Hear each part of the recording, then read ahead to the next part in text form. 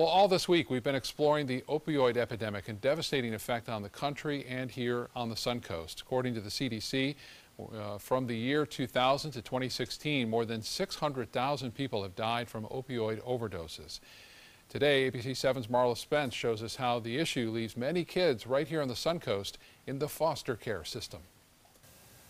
The opioid issue on the Suncoast impacts more people than you think. Many users have kids who are placed in foster care or even need a home because of their addiction to opioids. According to the Department of Children and Families, more than 1,300 kids within Florida were removed from their homes and put into foster care. Many of those kids are from Manatee and Sarasota counties. In fact, both counties are the top in the state of Florida to have children removed from their home because of the rise in opioid addiction. The opioid issue on the Suncoast has tripled the number of kids requiring foster care just in Manatee County alone. ABC 7 spoke to Operation PAR, a rehab facility, and people who work there tell us patients come from all different backgrounds and their addiction oftentimes start off with prescription painkillers.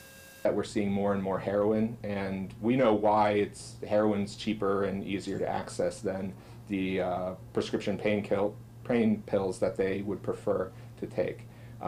If you ask just about any of our patients when they come in, their drug of choice would probably be something that they can trust, that they know the number of, they know what their tolerance is based on how many milligrams they can take.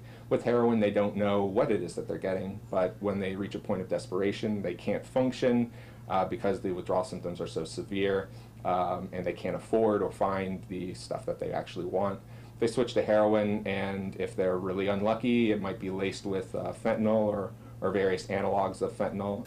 Manatee County Sheriff Rick Wells also tells us they are doing what they can to get the ones selling that deadly drug off the streets. We have been able to work with the U.S. Attorney's Office and also the DEA on a task force to basically go after drug dealers and drug traffickers, those that are responsible for selling heroin and fentanyl in our community.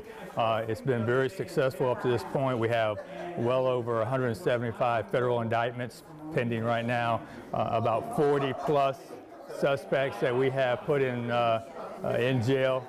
Sheriff Rick Wells tells us his department has seen an 85% decrease in overdoses and deaths due to the opioid issue on the Suncoast.